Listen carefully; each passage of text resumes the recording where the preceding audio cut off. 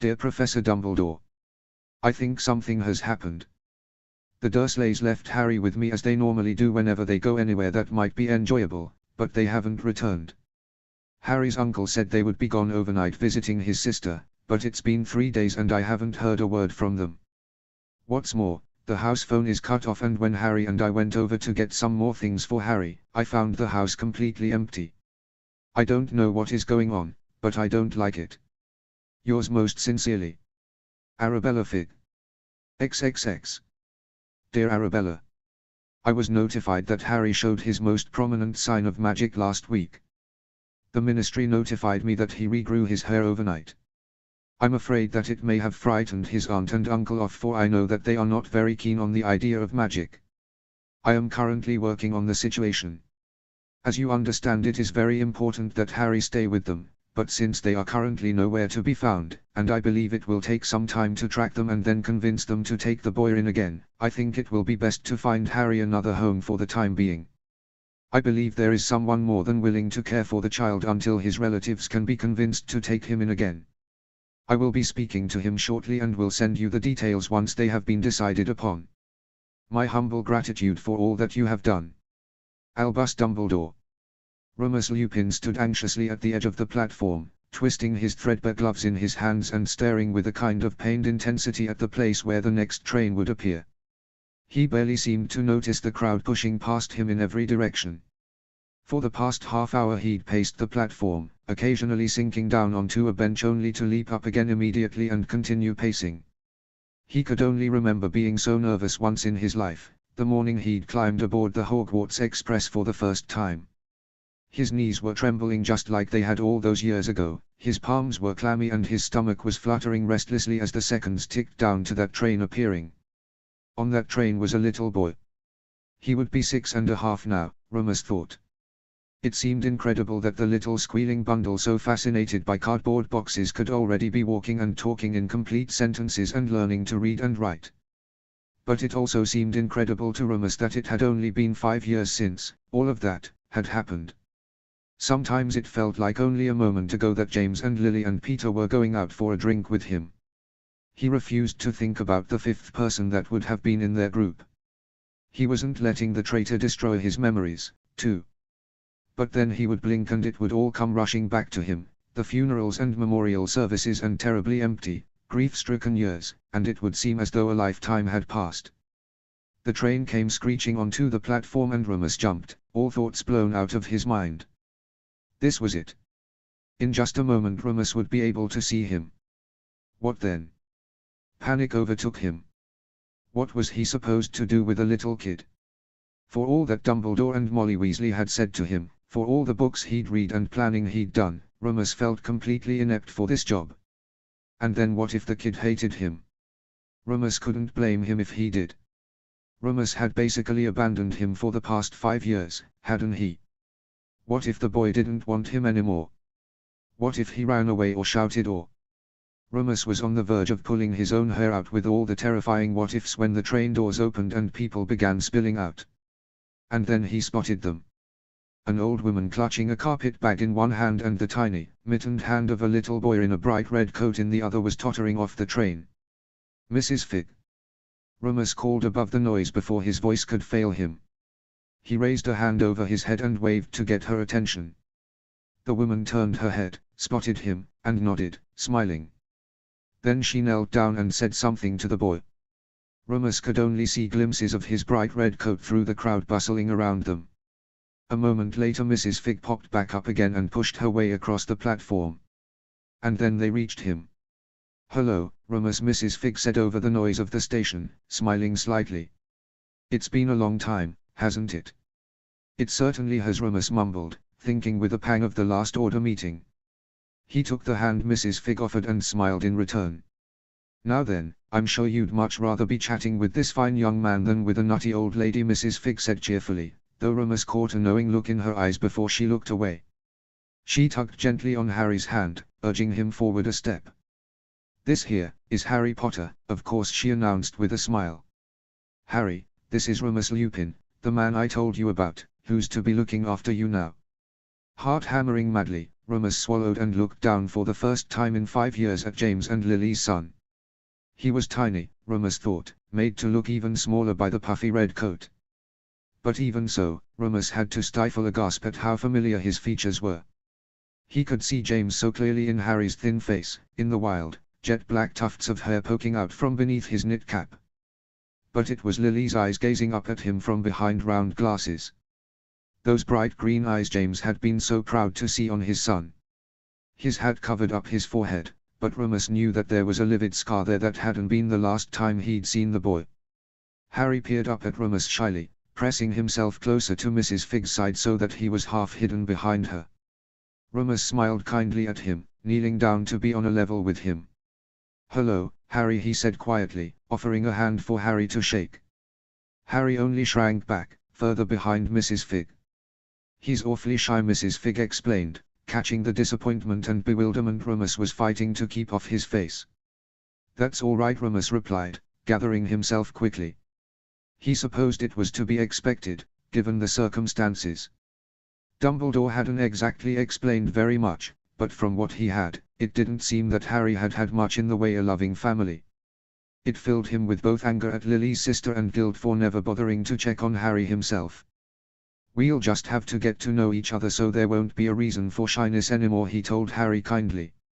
"Has he got any bags?" he added to Mrs. Figg, standing up again. Something flashed in the old woman's face, but she replied as placidly as ever. "I bought him some things for the journey, but apart from them, no, he hasn't got anything." "Dumbledore spoke to you about clothes and such things?" Yes, Rumors said quickly. "I've got it all back at the house, but I just wondered if he had any personal things with him." Mrs. Figg pulled a picture book, a coloring book, and a pack of crayons out of her bag. Rumors took them, looking curiously at the stationary Muggle pictures. "It's nearly noon," Mrs. Figg said. "My train doesn't leave for another 2 hours, what do you say to grabbing a bite?" "Sounds like a fine idea," Rumors agreed, tucking the books and crayons into his coat. "What do you think, Harry? Are you hungry?" Harry only stared at him with wide eyes. "I'm sure he could do with some lunch," Mrs. Figg answered when Harry stayed silent. "We haven't had anything since early this morning, have we, lamb?" "There's a cafe up the street that's rather good," Rumors offered. "They've got the best hot chocolate I've ever tasted," he added, smiling down at Harry, but Harry was busy studying his scuffed sneakers. "That sounds lovely for such a chilly day," Mrs. Figg said happily, and so Rumors turned and led the way out of the station and up the street. Harry stared at the scuffed tiled floor beneath his sneakers, clutching Mrs. Figg's hand as if he'd never let it go. He was listening hard to the adults' conversation above his head, trying to figure out this Lupin person. Mrs. Figg had told him all about this man, of course. She'd told him Remus Lupin was his parents' old friend and that he was a very kind man and he wanted to take care of Harry, since his aunt and uncle were off somewhere else. Mrs. Figg acted like Uncle Vernon and Aunt Petunia and Dudley were just on some long vacation and Remus Lupin was going to babysit him for a while, but Harry knew better. Harry had gone with Mrs. Figg and seen the empty house. He'd actually seen all the boxes being packed, but he didn't ask why because Aunt Petunia and Uncle Vernon didn't like being asked questions and Harry was not curious enough to risk it. Harry knew the Dursleys didn't want him anymore. He didn't think they'd ever really wanted him to begin with, but after what happened last week, Harry seemed particularly unwanted. Harry shivered slightly thinking about last week. He hadn't meant to do it and he still didn't know how he'd managed to do it, but he had never seen his aunt and uncle so angry. Aunt Petunia, screeching about how much money they wasted on haircuts for Harry to look like a mangy street kid, had grabbed a pair of kitchen scissors and sheared off all Harry's hair herself, except for his bangs, which she left to hide the scar on his forehead. Harry had been terrified to go to school the next day. Nobody liked him as it was, Dudley made sure of that, but he couldn't even imagine what it would be like to go to school bald. Everyone would laugh and point at him and Dudley and his friends would have even more reason to chase him and pick on him. But when he woke up the next morning, all his hair had grown back. At first, Harry was relieved, thinking it had all been some horrible dream, but when Aunt Petunia came to get him up and screamed loud enough to send Uncle Vernon thundering down the steps with only one sock on and still buttoning his shirt, Harry knew he'd rather go to school bald than whatever was coming next. So the Dursleys didn't want him anymore, and Mrs. Fig must not want him either. Harry didn't mind much that he didn't have to stay at Mrs. Fig's house. He liked her more than anyone else he knew, but her house made him sneeze. Harry wasn't sure if it was all the cats or just the funny smell. He hadn't noticed it until he'd had to stay there for more than just an afternoon, but he was glad to be out of there now. He wished she would stay with him wherever he was going to go though. Mrs. Fig was nice to him, and there weren't a lot of people who were nice to him. But this Remus bloke didn't seem too bad. Of course Harry knew better than to trust someone who seemed nice out in shops and restaurants and places where there were lots of people. Aunt Petunia and Uncle Vernon seemed nice around lots of people, but they weren't that way when it was just Harry around. "Over this way, please," a woman with an apron and a pretty smile said, leading Harry and the grown-ups to a table near the window. Mrs. Fig let go of Harry's hand and helped him out of his coat and hat and then lifted him up onto the chair between hers and Remus's. The woman plopped down 2 menus and then a sheet of paper and some crayons for Harry before bustling off to seat someone else. Harry stared at the crayons in front of him. Was he supposed to color at the table too? It seemed like he was suddenly supposed to color everywhere. It's what Mrs. Fig had given him to do at her house and on the train. Harry had never been out to eat before. The Dursleys never took him. Aunt Petunia never let even Dudley have his art things out at the table. He decided to just leave them there until someone told him what he ought to be doing. "So, what would you like to eat, Harry?" Remus asked, making Harry jump. He raised his eyes to sneak a peek at Remus from behind his messy fringe. Remus was looking at him expectantly. Harry knew he had to answer and he scrambled to find the correct one. "I'm not hungry," he said very quietly. It was what the Dursleys liked to hear anyway. Usually they didn't ask at all. "Nonsense," Mrs. Fig said, patting his cheek. "You must be starved. We haven't had a thing since breakfast. How about I read the menu to you and you can pick what you like best?" So Mrs. Fig read off a list of food and then they asked him what he wanted again, and Harry picked the first thing he could remember, uncomfortable with all the attention. He was very much relieved when Remus and Mrs. Fig went back to their conversation after he picked a meal. Surreptitiously, he wound an arm around his tummy. It was feeling sore again and his back was hurting from bumping against the hard train seat all morning. He wanted to curl up somewhere where no one would watch him and hide, but he couldn't, of course. Harry listened to the adults talk to try to keep his mind off his aching body. They were going on about the food and about Remus's new job as a librarian and other things like that.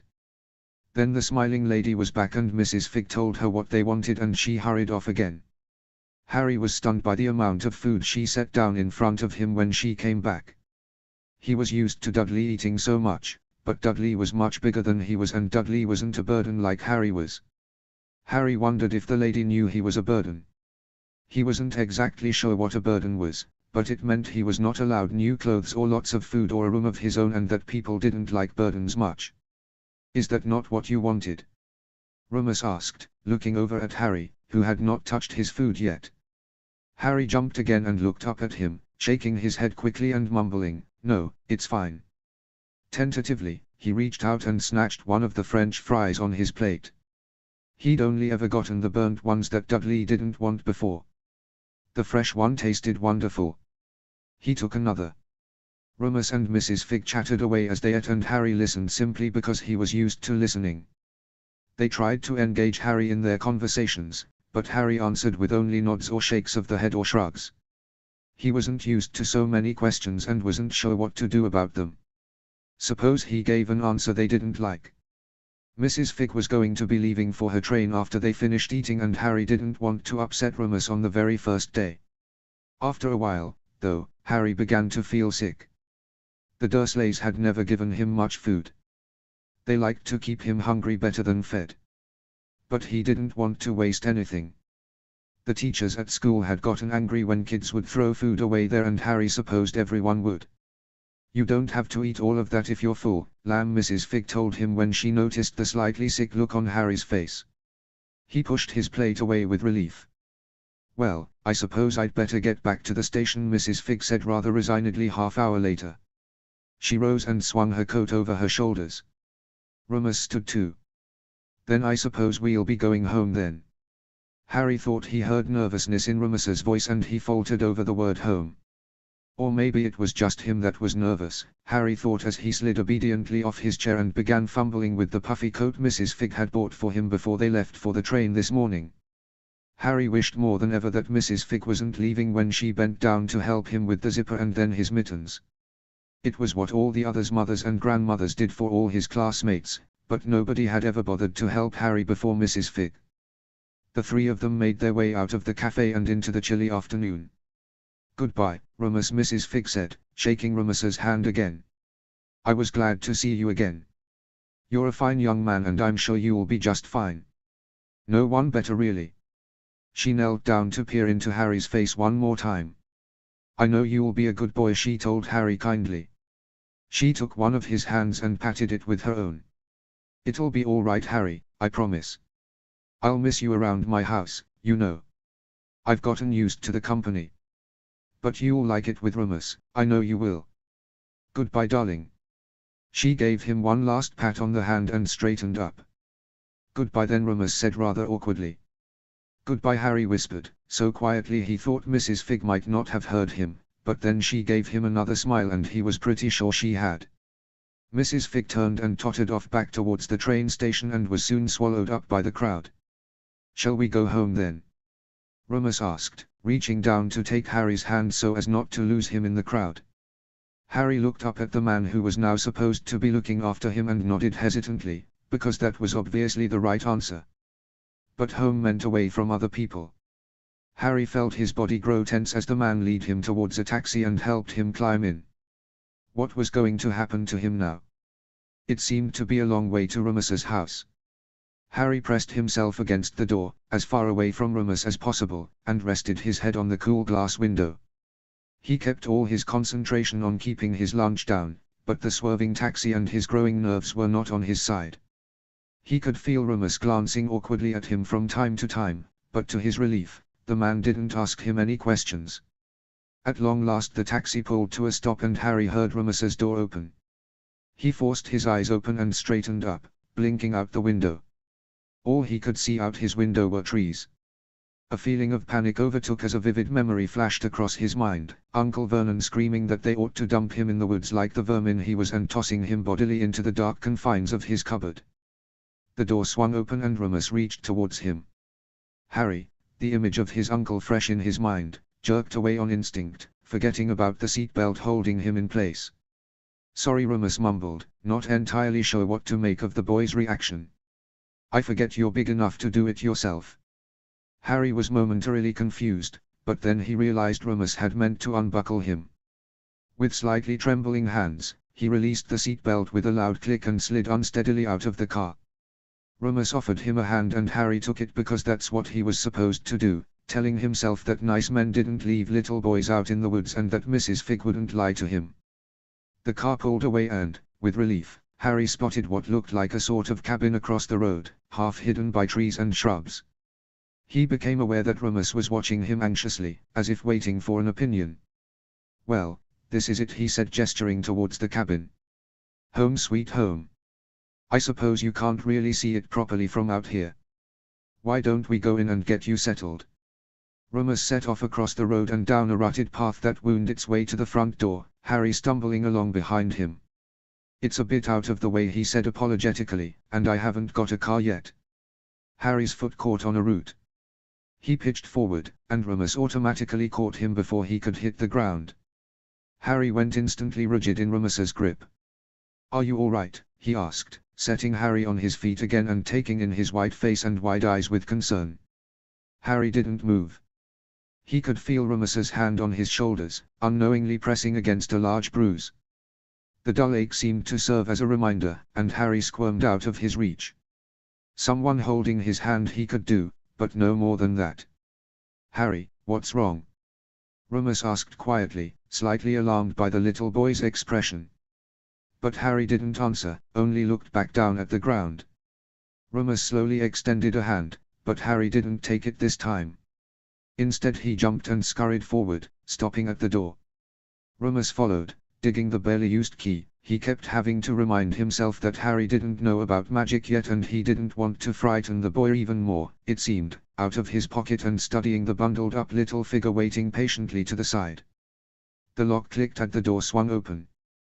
"Well, welcome home," Harry Remus said, feeling the nervousness arising again. Funny how the whole world seemed to hang on this little boy's opinion of everything. Harry hesitated, glancing up at Remus to be sure he wasn't going to make him angry by going first. With an encouraging nod from the man, Harry cautiously crept across the threshold and peered around at the place he would be living in for who knew how long. His first thought was it was nothing like number 4 Privet Drive, which was an automatic plus. It was not very large. Harry could see nearly every room from beside the front door. The wood floors were scuffed and worn, the furniture looked old, the paint was chipped in places and the curtains were thin and patched heavily. The only sorts of decorations were a few photographs on the walls and a painting of a castle above the fireplace. It was shabby, but clean and bright. "Want a tour?" Remus asked, struggling out of his coat and hanging it on a peg beside the door. Harry copied him, stretching up as high as he could to reach the pegs, but in the end Remus had to lift the coat the last few inches to hang it up. "There's the sitting room, of course," Remus said, indicating the small room before them. "Over there is the dining room." He pointed to a spot behind the sofa where a scrubbed wooden table was visible, "and around the corner is the kitchen. Would you like to go up and check out your room?" Harry nodded when Remus looked at him, wondering where he would be sleeping here. At Mrs. Figg's she'd made up a bed for him on the couch, and of course at number 4, he'd had his cupboard. Upstairs was where Dudley got to sleep because he wasn't a burden. Harry wondered if things were flipped around here. He followed Remus up the stairs, which turned halfway up on a landing with a big window. Harry caught a glimpse of the surrounding trees and the edge of a sparkling pond. It was kind of pretty here, he supposed, now that he wasn't afraid of being left all alone in the woods. The bathrooms at the end of the hall, Remus told him once they reached the second floor. "My room's right across from it. If there's anything you need, you can come in and get me. And here's your room." Remus moved a few steps down the hall and pushed open the only door left to be labeled. Harry trailed behind him, pushing down the excitement that had started to flutter in his chest. It seemed as though he was getting a whole room to sleep in, but Harry was too familiar with disappointment to dare expecting that. He was, therefore, rather stunned when peeked around the door to see an entire bedroom decorated with blues and greens laid out before him. He moved a few steps further into the room, gazing open-mouthed at everything. He looked quickly at Remus, who was leaning against the door, watching him with a small smile. "This is for me?" he asked doubtfully. "Sure is," Remus nodded, grinning a bit. "All of it?" "All of it." Harry turned back to the room, taking in every detail. A twin bed was spread with a warm-looking quilt, a bedside table sat next to it holding a lamp and a clock and a small stack of picture books. A dresser stood in the corner topped with a little collection of toy cars and planes. A bookshelf sat in the corner laden with all kinds of books. There was a soccer ball in another corner that looked brand new and waiting for someone to kick it around. The walls were painted blue and bright pictures of dinosaurs and jungle animals were hung all around. All his. He couldn't believe it. Harry had never had a single thing in his whole life, and here he was with his very own bedroom and books and toys and clothes. A warm happy glow was seeping through him, and for the first time Harry didn't suppress it just yet. He let himself be happy for just a moment before he tried to find the catch to all of this. Before Remus snatched it away and told him it was all only a joke, before he woke up back in his cupboard on Privet Drive and the dream faded away, Harry enjoyed that happy little glow. Remus couldn't stop the satisfied smile that crept across his face as he watched Harry examining his new things with a look of utter fascination and wonder. Remus had never had much money, and it was one of the reasons he had been so nervous about taking Harry. Dumbledore's solution was to offer Remus a key to the Potter's vault in Gringotts so he could support Harry. Remus had refused, saying it was James and Lily's money and now Harry's, and he wasn't taking Harry for the money anyway. But the problem still remained that his income was iffy at best, so Dumbledore compromised by allowing Remus to access the vault only when he absolutely needed to. But that didn't stop the old man from sending a healthy amount of gold for Remus to get ready to take Harry. Had needed to buy a whole new wardrobe and furniture and everything, after all. The woman at clothing store had been very helpful. She had a son Harry's age and had been more than willing to give Remus tips about what to get for him. Remus only hoped that Harry would like it here. He hadn't had much of a home since Lily and James, and Remus wanted more than anything to give him that.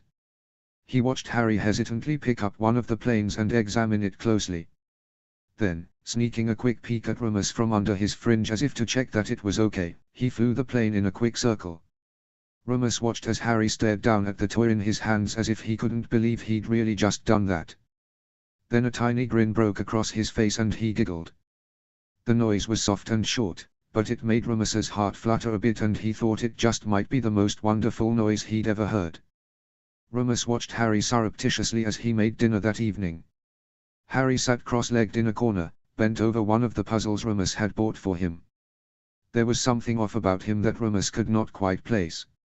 He was too quiet for a 6-year-old. From Remus's limited experience with children, 6-year-olds were supposed to chatter away non-stop until you thought your ears would fall off. Harry had barely said 2 words all afternoon. It had not escaped Remus's notice either that Harry seemed to panic whenever Remus touched him, nor that he nearly jumped out of his skin at loud noises. He wasn't sure what that was all about, but the suspicions he kept pushing away were not good. Harry had also been keeping an eye on Remus. All day, as a matter of fact. He liked to know where people were. Harry didn't like surprises. The only surprises he had any experience with were not good ones. Harry squinted at the colorful pieces laid out before him, diligently fitting them together to make the lion that was roaring on the top of the box. There were only a handful of pieces left to place, and Harry could feel his excitement building. He had never gotten so far in a puzzle before. Dudley had always come along and stomped it to pieces. He had just spotted a likely-looking candidate for the top corner when a loud, screechy yell made him jerk backwards, smacking his head painfully against the corner of the shelf behind him. Next second a blur of grey fur went flying over his head, landed splay-legged right in the middle of his puzzle, sending pieces flying, and streaked off under the table, its long tail smacking him roughly in the face.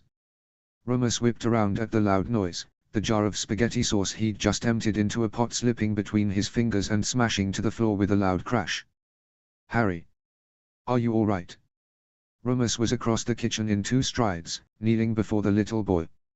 Harry had scrambled away from the shattered puzzle, pressing himself hard into the wall and holding his throbbing head where it had hit the shelf.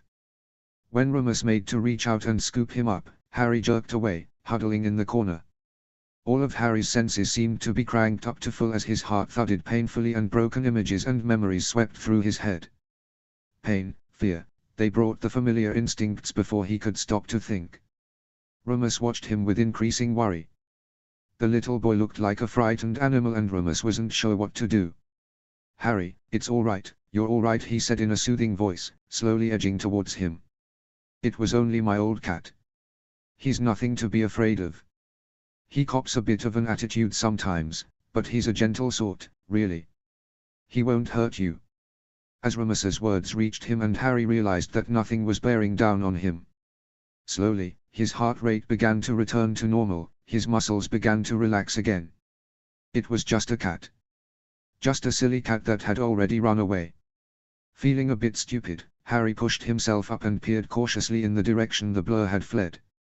His head was still throbbing from its collision with the shelf, but Harry ignored it because Remus was watching him.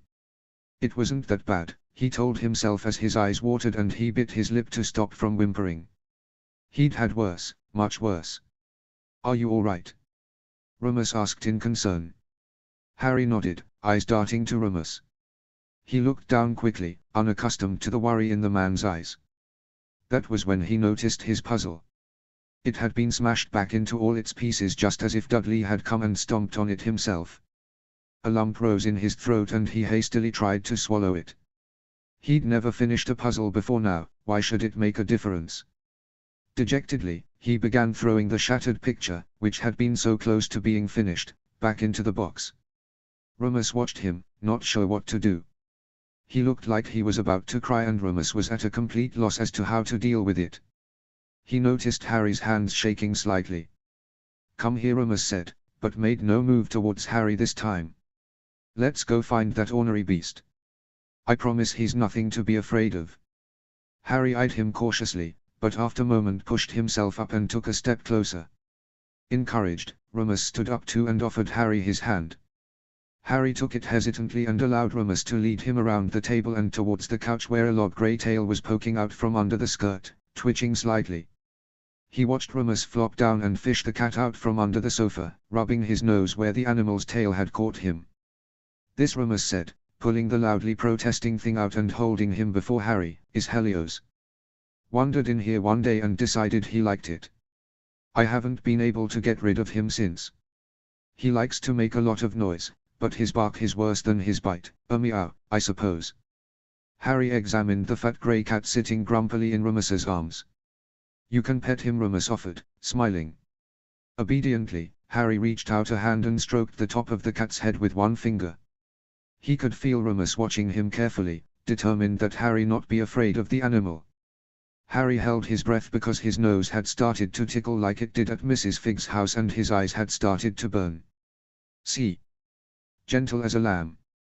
He dropped the cat lightly to the carpet and stood up. "Dinner's nearly ready. I'd better go stir the sauce. If you go wash your hands we can get to eating." Harry nodded and Remus smiled at him and headed back into the kitchen to pick up the glass from the jar he'd dropped and tend to the bubbling tomato sauce. The moment he was busy in the kitchen, Harry scrunched up his face and pinched his nose, trying hard not to succumb to that awful tickle. But it was no use. "Hachoo!" Harry sneezed as quietly as he could, burying his face in his elbow to muffle the noise. He glanced nervously towards the kitchen, but Remus didn't seem to have heard. Pinching his nose to abate the lingering tickle, Harry hurried up the stairs and down the hall to the bathroom to do as Remus said and wash his hands. As soon as the door was shut, he let his head jerk forward, cupping his hands to catch the sneeze. "Hey! Hetch! Hetch! Exchi!" Sniffling, Harry grabbed a piece of toilet paper and wiped his nose before turning on the faucet to wash his hands. He tried to tell himself it was only coincidence and that it wasn't the cat because it would be the worst thing to be allergic to Remus's pet. Remus would probably get sick of hearing him sneezing all the time and send him away like everyone else was doing. Or he'd lock him up in a closet like the Dursleys always did when they heard him sneezing or coughing. No, it could not be because of the cat. When he'd dried his hands, Harry set off back downstairs. But apparently Helios had noticed his sneezing because there he was waiting at the top of the stairs. Harry stopped dead when he saw the grey fur ball, but Helios stretched and wound himself around Harry's legs, purring softly. Harry's hands flew to his face as his breathing began to hitch. "He, che. Che." Harry sniffled, rubbing his nose with one hand while reaching down to push the cat away with the other. "Go on, Helios, please," he pleaded softly. "You're making me, sneeze, che." The cat ignored him, stretching up on his back paws to rub his head into Harry's stomach. Pressing both hands over his face, Harry took a few steps back. "Che. Ish. Che. Harry. Dinner's on the table." Remus called from downstairs. Harry was just beginning to panic, trying to find a way around the cat, when Helios turned at Remus's voice and shot off down the stairs. Breathing a sigh of relief, Harry rubbed his nose to get rid of the last tickle and headed cautiously down the stairs. To his further relief, Helios seemed to have taken refuge under the sofa again. Okay, so it was cats that made him sneeze. He would just have to make sure that Remus never heard it. He had some practice with that at the Dursleys. It would be okay. Harry pushed the noodles around his plate with his fork, staring blearily at the tomato sauce smears they made against the yellow ceramic. He didn't feel hungry at all. Lunch had been enough food to last him until dinner tomorrow night. In fact, the smell of the hot meal was making him feel sick again. His body was achy from the train ride and slamming into that shelf, and he'd had to pretend to drop his fork 3 times so he could dive under the table and sneeze without Remus seeing. He just wanted to go to bed and be by himself. Remus thought Harry was about to fall asleep in his dinner. Smiling slightly, he threw his napkin down on his plate and said, "You must be awfully tired from all of this settling in business. If you're full, why don't we go upstairs and get you ready for bed?" Harry nodded and gratefully slid off his chair. Remus had to stop himself from scooping Harry up and carrying him as, walking behind him, he watched the little boy stagger up the stairs, crawling the last half on hands and knees. He seemed utterly exhausted. Remus pushed the door open to Harry's room and pulled out a pair of blue pajamas patterned with yellow rubber duckies for him. "Here you are, young man," he said, handing the pajamas over. "Why don't you trot along to the bathroom and change and brush your teeth? I've put a blue toothbrush and some toothpaste in there for you, there by the sink. When you're all finished, you can pick out a book for me to read to you if you like." Remus was a little surprised at how parental that little speech seemed. It was extremely odd to hear his own voice giving instructions like that. And even stranger to see them followed, he thought as Harry accepted the pajamas and stumbled tiredly toward the bathroom. Harry shut the door and sluggishly began to tug the scratchy sweater Mrs. Fig had picked out for him over his head. When he'd pulled off his jeans too, he took a breath and heaved himself up onto the counter to examine his reflection up close. Angry red welts crisscrossed his torso, most heavily concentrated on his back with only a few on his chest and stomach. Dark bruises blossomed on his arms and back, making his pale skin look as if it were splotched with smudges of dirt. The fresh injuries covered a layer of pale, white scars and a burn mark that had long since healed. His legs were smudged with bruises and the occasional stray welt, too. It was a terrible sight. But Harry was ignorant of the tragedy of his reflection. He was too used to it.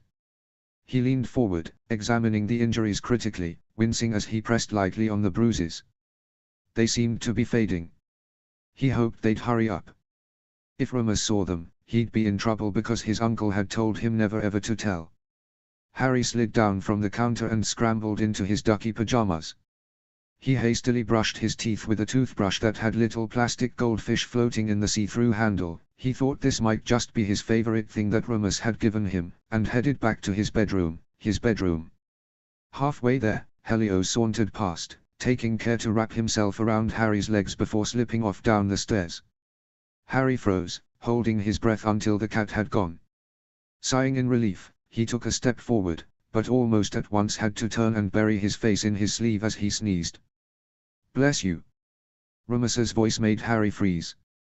Slowly, face burning, he looked around to see the man standing in his bedroom doorway, smiling kindly. He breathed a silent sigh of relief when he realized Helios was nowhere to be seen and promptly sneezed again. "Bless you again," Remus said, smiling at the cute little noise Harry made when he sneezed. "Have you got a story in mind or are you too tired tonight?" Harry rubbed his eyes with his palm of his hands, yawning. "I'm really tired, if that's okay," he added timidly, not used to choices and not sure he liked them. They made him feel like he was taking a test. "That is perfectly okay," Remus told him amiably. "Come on, I'll tuck you in." Harry snuggled down into the sheets Remus had tucked snugly around him, burying his face in the clean, sweet-smelling pillow. This was the most comfortable bed he'd ever slept in. He could even stretch out all the way in it and not touch the edge. He wasn't making any kind of decisions until he knew the score, but Harry rather thought he would end up liking this place. That was as long as Remus didn't send him away or Helios didn't get him sent away. He was beginning to like Remus, just a little bit, which was a very big thing because Harry was very tight about who he allowed himself to like.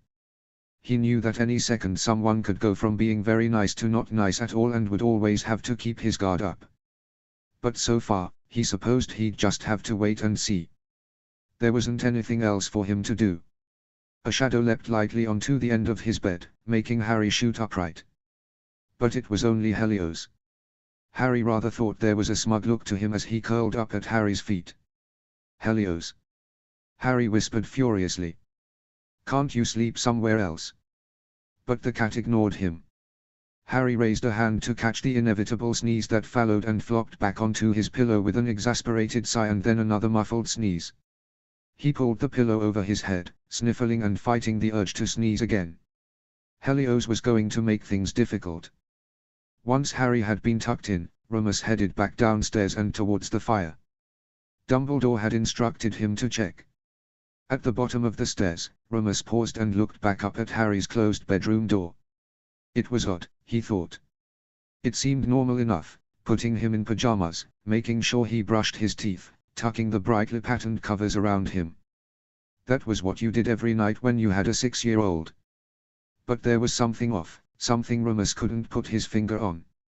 He couldn't explain where his worry was coming from. Perhaps it was just his natural disposition to be worried, But this was a different kind of apprehension.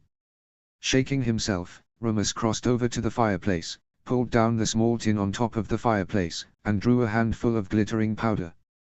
"Hogwarts headmaster's office," he said clearly as he threw the powder over the flames. Immediately they roared emerald green and Remus lowered himself to the floor and stuck his head into the fire. "Ah," Remus Dumbledore said pleasantly when he caught sight of Remus's head in the fire. "I trust everything went smoothly." "Yes," Remus said hesitantly, thinking about the little things that seemed off. Dumbledore raised an eyebrow and he went on. "I met them at the station and we had lunch with Arabella, then headed home. Nothing unexpected happened." "Excellent," Dumbledore said, nodding. "How is the boy adjusting?" Remus didn't answer at once. Harry seemed all right. He certainly wasn't a difficult child by any means. But, "Dumbledore, what do you know about the Dursleys?" he asked tentatively. Dumbledore gave him a searching look.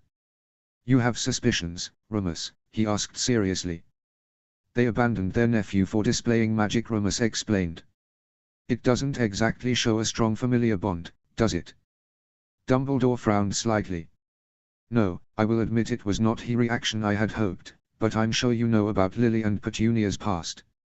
It is understandable to be wary of magic, especially given the circumstances.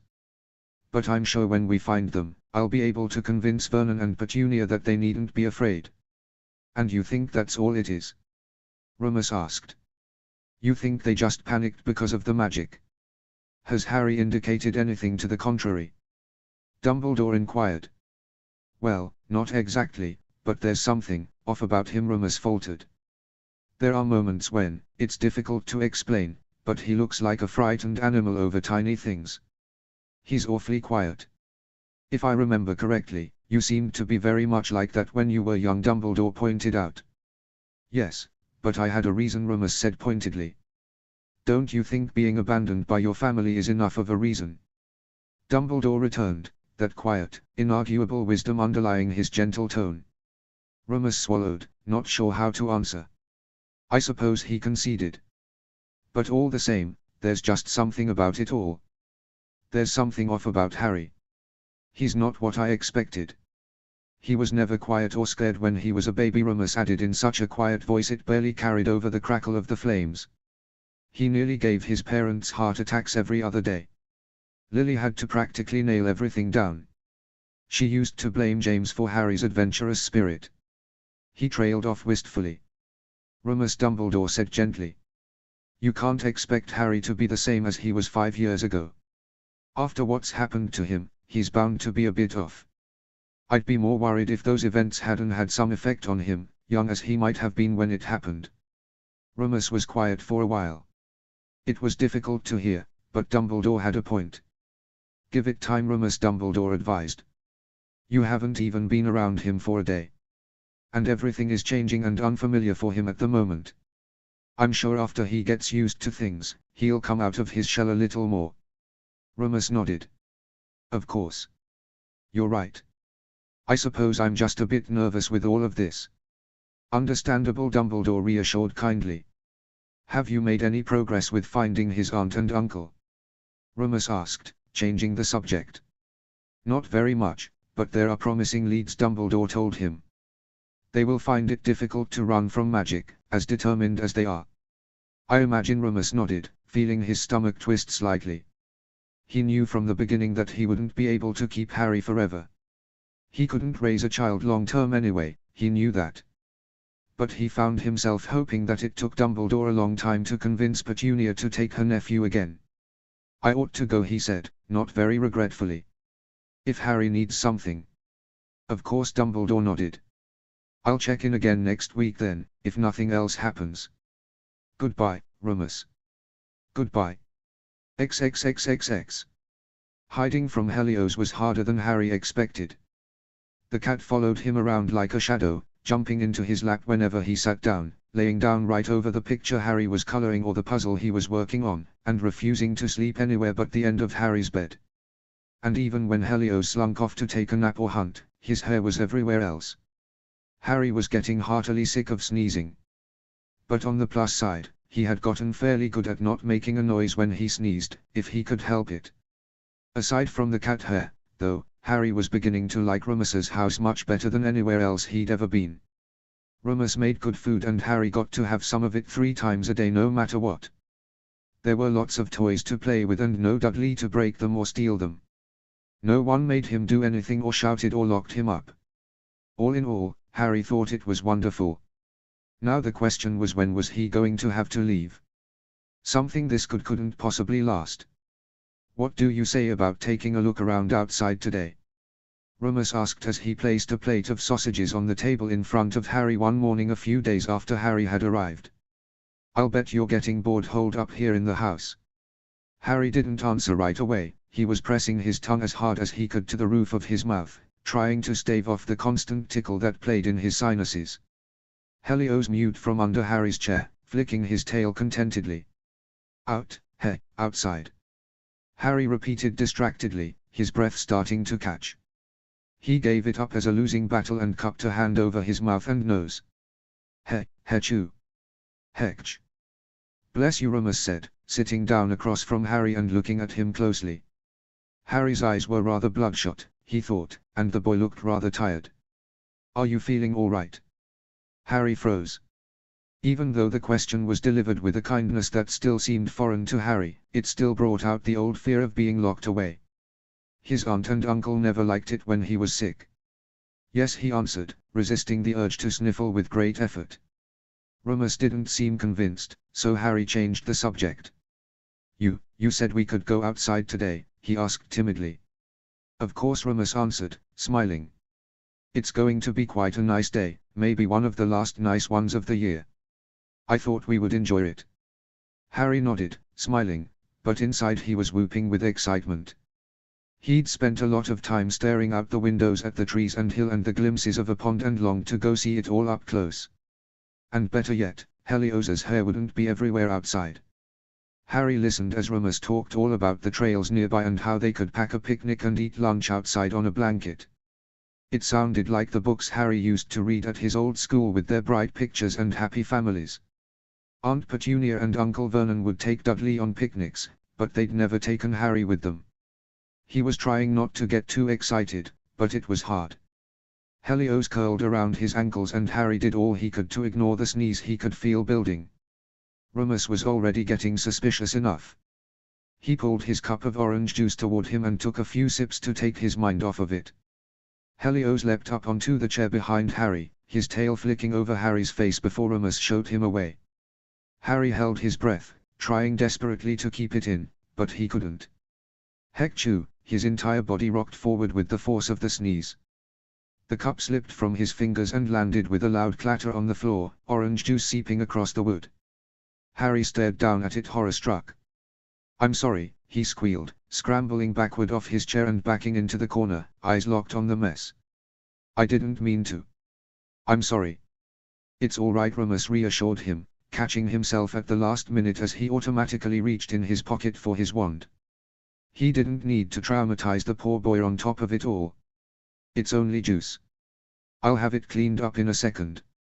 Remus grabbed a wet cloth from the kitchen and mopped up the juice, Harry watching from where he had pressed himself up against the wall in the corner. When he'd tossed the saddened rag in the sink, Remus turned back to Harry, who hadn't moved. "I'm really sorry." Harry apologized at once, pressing himself harder against the wall.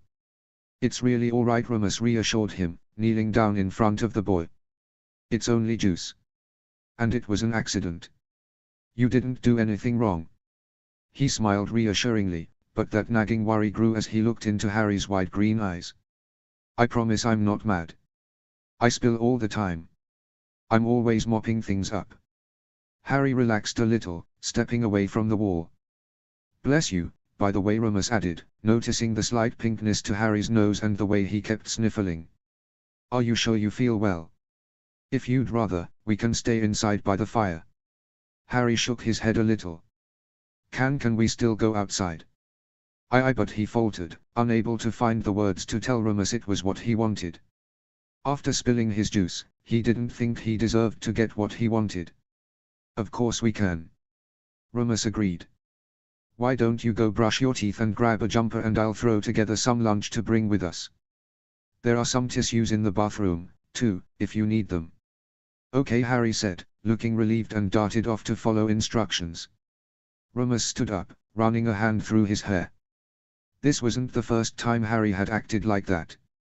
It seemed like every loud noise made him skittish, like he was afraid to make little mistakes like dropping a book or spilling his crayons on the floor.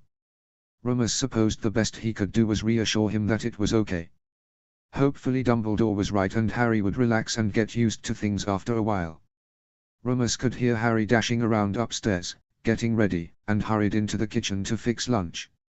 Stealing a glance at the stairs, he pulled out his wand and set ingredients flying into sandwiches and bottles filling themselves with water. It felt good to use magic again. It was harder than he expected to ignore the impulse to reach for his wand all the time. Reveling in his moment, Remus flicked his wand at the water bottles to chill them and summoned a wicker basket to put everything in. At that moment, Harry came tearing back down the stairs, and Remus had to hurriedly stuff his wand away and hope that Harry wouldn't notice how quickly things had gotten done. "All ready?"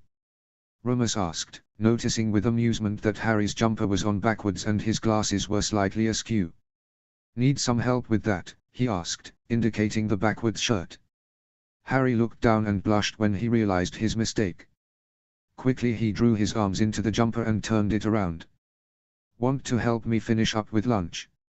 Remus asked, lifting Harry up to sit him on the counter beside the picnic basket. "Do you think you can pick out some fruit to pack while I try to find some crisps?" Harry nodded and immediately set to work picking apples out of a dish on the counter. When they'd gotten everything all packed, Remus helped Harry into his coat and tied his shoes. Then, on sudden inspiration, he hurried up to Harry's room to grab the soccer ball. Remus knew next to nothing about playing footy, but he knew you kicked the ball back and forth and hoped that was enough for a 6-year-old. The sun shone brightly in a soft blue sky swirled with wispy clouds. A cool breeze ruffled their hair as they made their way down the back steps and towards the little used gate in the tumble-down fence that lined the small garden. A scattering of golden leaves carpeted the ground and skittered along in the wind. "So, where should we start?" Remus asked, hefting the picnic basket higher in his arms.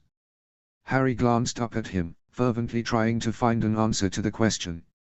There was a gap in the trees a few feet away that looked like a trail, so Harry pointed to it, looking questioningly up at Remus. "Excellent pick," Remus smiled. "It goes along the pond. I think there's a clearing of sorts we can stop for lunch, too." He offered his free hand to Harry, who took it after a second of hesitation, and led the way down the wide path, chatting about the different kinds of trees and plants that grew along the path and the birds and squirrels that hopped and scurried in the brush. He knew a lot about everything, Harry thought as he listened to Remus describing how to tell trees apart by their leaves. Harry loved the woods. It was beautiful out among the trunks and leaves, so close to all the animals. And every now and then he'd catch a stunning glimpse of the pond, glittering in the sunshine. He had never been out in nature like this. He'd only ever seen pictures, and they didn't do it justice at all. He'd also nearly forgotten what it was like to be able to breathe through his nose. It was wonderful not to be constantly fighting that annoying tickle, or dodging out of sight to sneeze as quietly as possible. The crisp, autumn air filled his lungs and skittered across his face on the breeze, and in the distance he could hear splashes of fish or birds on the pond.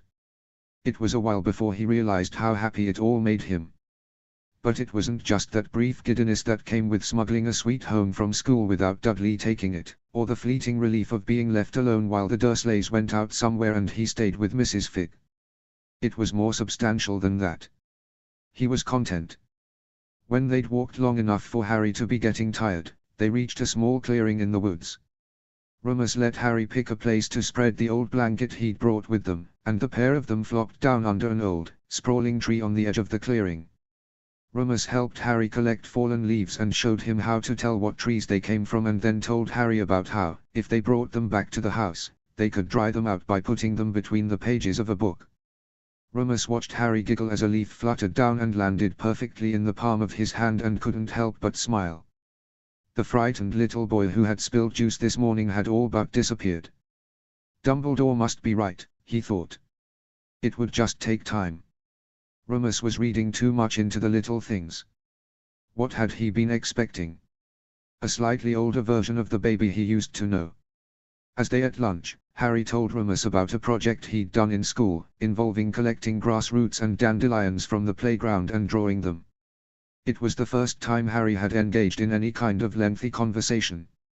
He usually kept his words to only necessary or polite responses. Remus couldn't help but beam inside as he watched the little boy illustrate with his hands what his pictures had looked like. It was a start.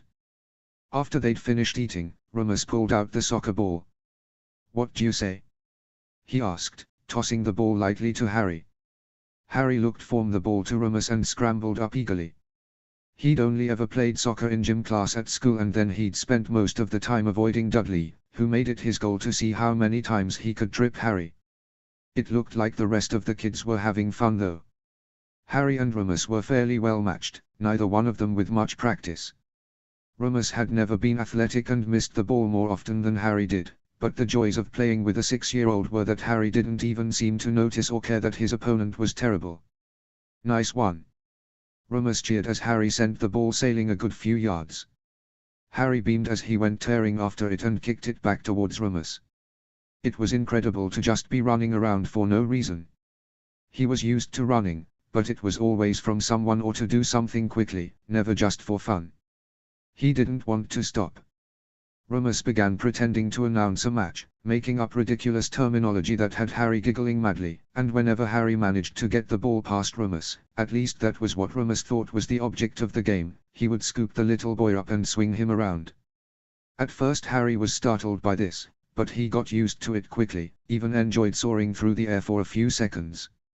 It was sort of like flying. But eventually Harry's sore, bruised body began to protest. "Time to head in," Remus suggested, when he noticed Harry beginning to drag. Harry was not keen on the idea of returning to the house and Helios, but he nodded and scampered to help Remus pick up the blanket and basket. "What do you think about having some hot chocolate when we get back?" Remus offered, walking slowly so that Harry could keep up with him. Sure, Harry agreed at once, grinning broadly to himself. It always looked so delicious when Dudley had it. "All right, sounds like a plan," Remus smiled, gripping Harry's hand as the path got particularly uneven. Harry's foot caught on a rock and he pitched forward. Remus, unbalanced by the heavy load he was carrying under his other arm, tried to keep him from falling, but he wasn't quite quick enough this time. Harry sprawled on the rocky path, the arm that wasn't in Remus's grip breaking his fall. "Are you all right?" Remus asked worriedly, dropping the basket and blanket and lifting Harry back to his feet. Harry was clenching his teeth against the shooting pain in his elbow, which had collided painfully with the ground. His glasses had been knocked askew and his chin was scraped a bit, but he nodded. Remus looked skeptically at his pained expression. "Are you sure? It looked like you landed pretty hard on your arm." He reached for the arm Harry was cradling against his chest. Immediately the shutters that had slowly been being pried open all afternoon slammed shut. Harry stumbled backwards, falling again and smacking his already aching elbow once more. Remus held up his hands. "It's all right, Harry, I just want to make sure you're not hurt."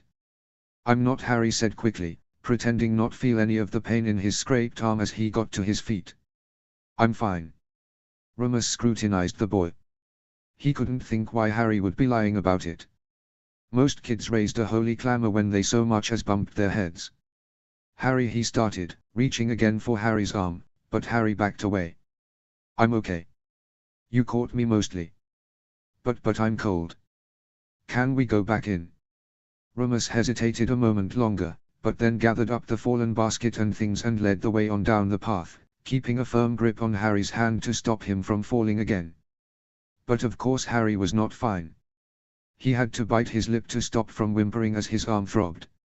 His elbow stung and smarted horribly. By the time the house came back into view, the afternoon light was beginning to fade and Harry was sore and tired. He just wanted to curl up under a blanket and sleep. That's what made pain go away, Harry knew, sleeping. Hechoo! Harry sneezed unexpectedly as they reached the back steps. Helios leapt from the bottom step and purred as he curled himself around Harry's legs. Harry sighed inwardly as the stuffiness returned to his sinuses and another sneeze began building. "Bless you," Rumus said kindly. He dropped the picnic basket, blanket, and soccer ball by the back steps, thinking he could retrieve them later, and glanced down at the little boy beside him. Harry leaned against the railing, sagging tiredly and rubbing furiously at his nose. "Hech," he sneezed again, bucking forward and nearly toppling over. After a moment's indecision, Rumus bent and scooped the little boy up into his arms. Harry tensed, fighting down the urge to fight against Rumus's grip as he was carried up the stairs and through the back door. His breathing quickened and he stayed rigid until Rumus had deposited him on the couch. "Merlin, it's getting chilly," Rumus said emphatically, rubbing his hands together. The corner of Harry's mouth twitched at the odd expression, but he kept his eyes fixed firmly on his hands, muscles still tense. He wasn't used to being carried. He could still feel huge arms heaving him into his cupboard, tossing him around like a sack of potatoes. "Suppose winter's on its way," Rumus went on, shouldering off his coat. He knelt down to help Harry out of his jacket. Rumus frowned slightly as he undid the buttons. He thought Harry looked awfully pale and there was definite droop to the boy's eyes. Harry sniffled and rubbed some more at his nose. He couldn't give Harry pepper up, but there was some children's cold medicine up in the cupboard that might help. But these thoughts were driven out of Rumus's mind when Harry slipped his right arm out of his jacket, wincing as he bent his sore elbow. "Harry!" Rumus gasped, grabbing Harry's arm and pulling it towards him before the boy could twist away. Small, dark red splotches had seeped through Harry's sleeve at his elbow. "I knew that spill looked pretty nasty," Rumus said almost to himself. "How come you didn't say anything? That looks like it hurts." Harry couldn't find his voice to answer. His eyes had grown wide and he stared back fearfully as Rumus looked at him. "Come on," said Rumus gently. "Let's get a bandage on that, shall we?" Harry let Rumus lead him numbly towards the kitchen and lift him up on the counter, keeping one hand on Harry's shoulder as he rummaged in the cupboard above his head. Harry was thinking about what Rumus would see when he rolled up his sleeve. The bruises were starting to fade, but they were still there, painfully vivid against Harry's pale skin, and Rumus would see them the moment he pushed back the sleeve. Panic had begun to seep through Harry as he desperately thought of a way to keep the marks hidden. Uncle Vernon had told him to never tell, to never ever show anybody. He would be in trouble. Rumus would know what a horrible little freak he was. He wasn't ever supposed to let anyone see. Rumus was talking cheerfully about something, trying to distract Harry from the pain in his elbow and how much it would sting when he cleaned it off, but Harry didn't hear a word. When Rumus reached for his arm again, Harry pulled it away, folding it behind his back. "Come on," Rumus coaxed, smiling reassuringly. "I know it'll sting a bit, but it'll feel much better once it's all bandaged up. Then we can get that hot chocolate going, yeah." But Harry kept his arm behind him, scooting back on the counter, away from Rumus. "Harry," Rumus said a little more sternly. "I've got to clean that up so it can heal properly." He tugged Harry's arm from behind his back as gently as he could, holding it tightly as Harry tried to resist. "It won't hurt for long," Rumus tried to reassure him, but Harry couldn't hear him over the roar of panic in his ears. He couldn't let Rumus lift his sleeve. He couldn't. A loud crack echoed through the kitchen, making both Harry and Rumus jump violently, and then the glass-fronted cabinets shattered, shards raining to the floor like glittering diamonds.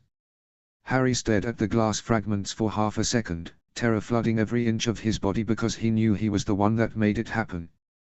Then he jumped down off the counter, staggering as he landed, and shot out of the kitchen as fast as he had ever run before, making for the back door. "Harry!" Rumus called, jerking out of his momentary shock and lunging after the boy.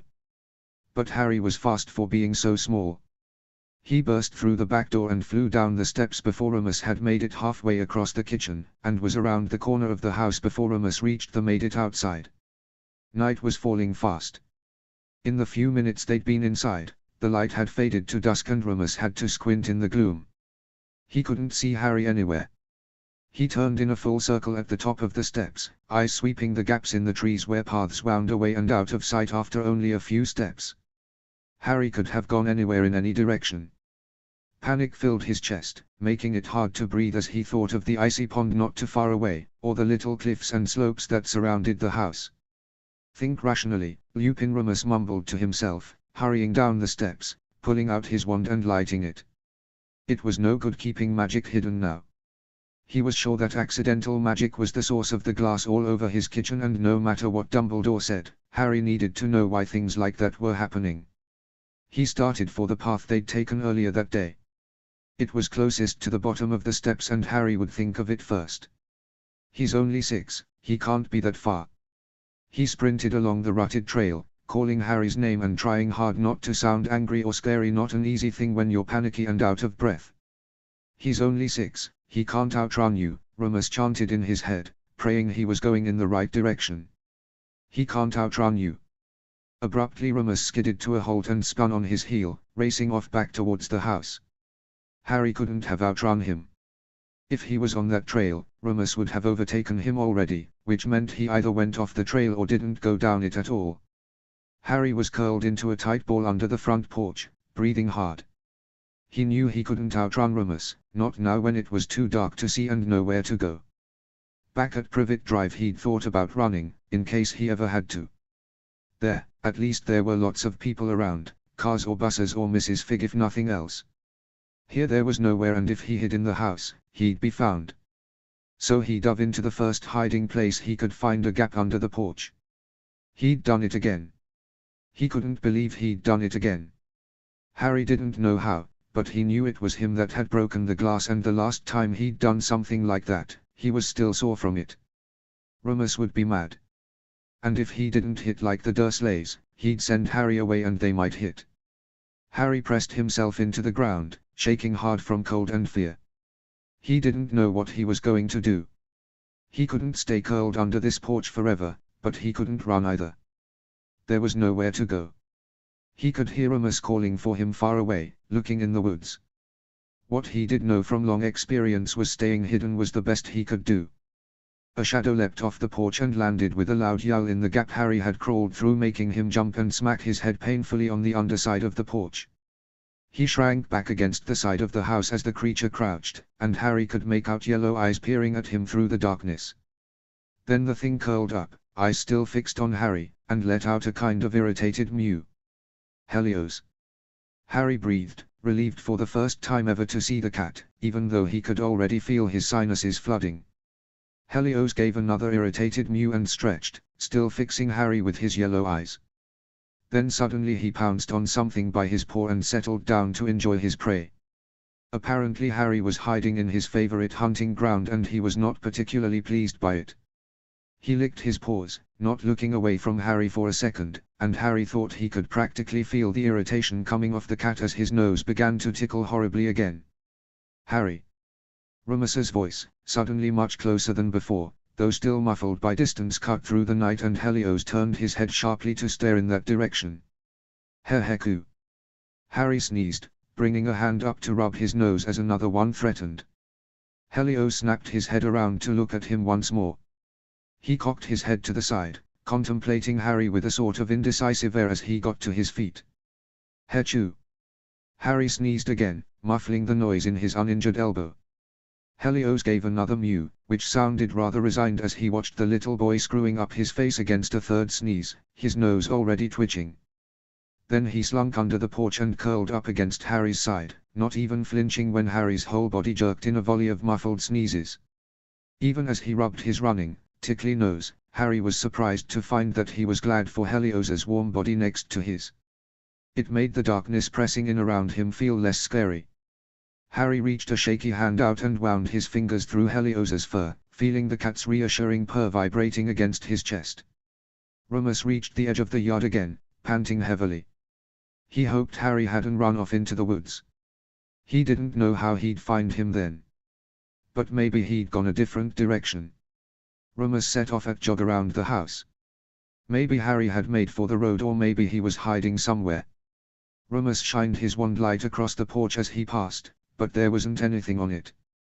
He made a circle of the front yard, calling Harry's name, ran out to look down the road, but couldn't see anything. He traipsed back towards the house with desperation clawing at his insides. Every second it felt like Harry was slipping farther and farther away. He could be anywhere in the woods now, going in any direction. He'd have to call Dumbledore, maybe even the Weasleys, to help. How could this have happened? Remus sank down on the front steps and buried his face in his hands, trying to collect himself and figure out what to do. About 5 feet away, Harry jerked his head forward in another silent sneeze. He hated sneezing silently, it hurt and only made him have to sneeze all the more, but Remus was close enough to hear him. Blinking his streaming, itchy eyes, Harry willed with all his might not to sneeze again as Helios inched up closer to him, rubbing his face against Harry's cheek and purring like a motor.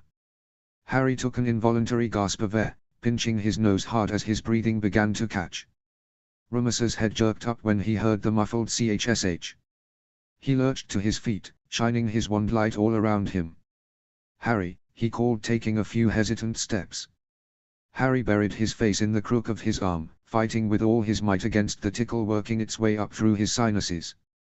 But he couldn't stop the inevitable and it was too much to keep silent. He-he-echoo. Echoo. Chsh, hechoo. Remus whirled and his eyes alighted on the gap beneath the porch. He flung himself down and thrust his wand tip into the darkness, flooding the space with light. Harry was curled against the side of the house sniffling piteously with Helios stretched out against his side. The cat leapt to his feet as soon as Remus's light had swept beneath the porch. He slunk out from under the porch, pausing to give Remus a "you owe me" sort of look before disappearing off into the night. Remus sagged, almost crying with relief at seeing Harry there, dirty and snotty and visibly shaking, but wonderfully alive and not stumbling around in the woods. "Harry!" Remus cried, voice breaking as he dropped his wand and wriggled under the porch to pull Harry out. Harry stayed curled in a tight little ball, eyes squeezed shut as Remus pulled him out and into the open again. He braced himself for the blow that he knew was coming, tensing his muscles, but instead he found himself being swept up into Remus's lap, strong arms enfolding him. "Oh God, thank God!" Remus was mumbling into his hair, rocking them both side to side. "Thank God! You had me scared to death," he added weakly, releasing Harry and looking down at him. "Don't ever do that again, okay?" Harry blinked, startled by this reaction. You weren't supposed to get hugged for being bad.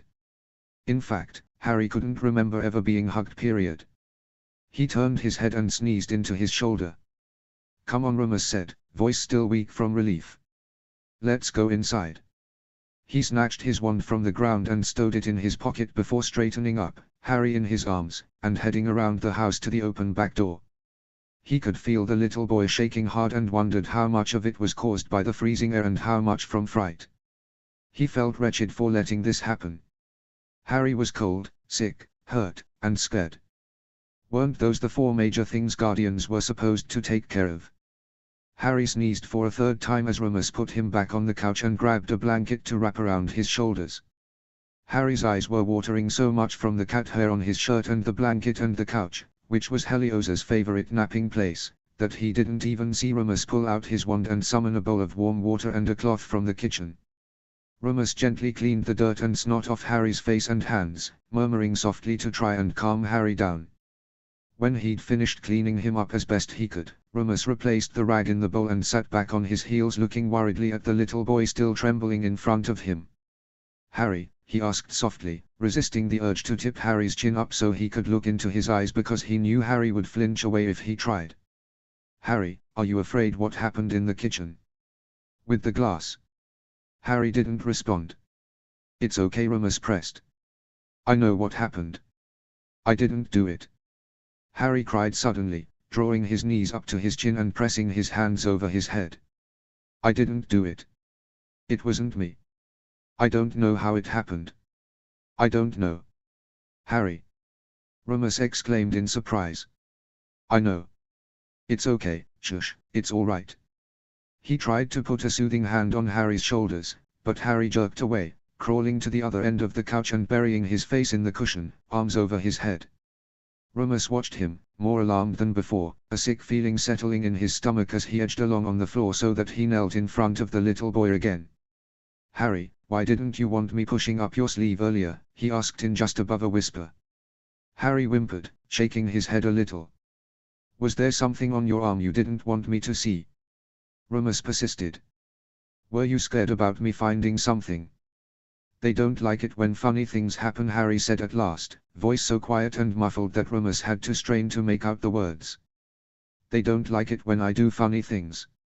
"Who?" Your aunt and uncle? Remus asked, feeling the sick feeling rise in his chest. Harry nodded almost imperceptibly. Then he turned his head out of the sofa to sneeze hard. Bless you, Remus mumbled, pushing himself up to sit beside Harry on the sofa and gently sitting him upright. Cashew. Harry sneezed again, catching it in his cupped hands. Remus fished in his pocket for a handkerchief and handed it over. Harry buried his face in it with another sneeze. Can I see your arm? Remus asked quietly. Harry peered at him warily over the top of the handkerchief, but finally extended his arm, looking down and away as Remus gently pushed the sleeve back. 2 large bruises blotched Harry's forearm. Remus felt his breath catch. Did they do that to you? He asked hoarsely. Harry nodded wordlessly, feeling his throat close up. There was no point in hiding it now. Uncle Vernon wasn't here to get mad, and after everything that had just happened, Harry thought Remus would be more upset if he tried to hide it. Is that all they did? Harry shook his head. Cautiously, Remus gripped the bottom of Harry's shirt and pulled it over his head. What he saw did not surprise him, but it did shock him. Nearly every inch of Harry's thin frame was discolored. Bruises covered his arms, back, stomach, and chest. Angry red gashes that seemed to be from a belt crisscrossed Harry's back, and beneath all the new injuries Remus could make out the layer of scars that told of ongoing abuse. Harry sat, shaking, wondering what would happen now that someone else had found out, and looking so small and fragile. Remus felt his stomach lurch and his throat close at the same time. He fought the urge to be sick, but couldn't stop the hot tears that spilled down his cheeks at the sight of what terrible things had been done to this little boy. To James and Lily's son. To the happy little baby he could remember. Oh, Harry! He gasped, sweeping the boy into his arm once more and holding him tight. He could feel Harry tensing, but couldn't make himself let him go. What have they done? God! What kind of monsters can do this to a little kid? God! Uncle Vernon didn't hurt Dudley, Harry tried to explain, feeling tears rise to his own eyes as he remembered things he wished more than anything he could forget. Didn't he shout at Aunt Petunia. They just didn't like me's all. I wasn't their son and they didn't want me, and I'm different. I am weird. I am make funny things happen and they don't like it. I'm a freak. I'm a little horrible freak.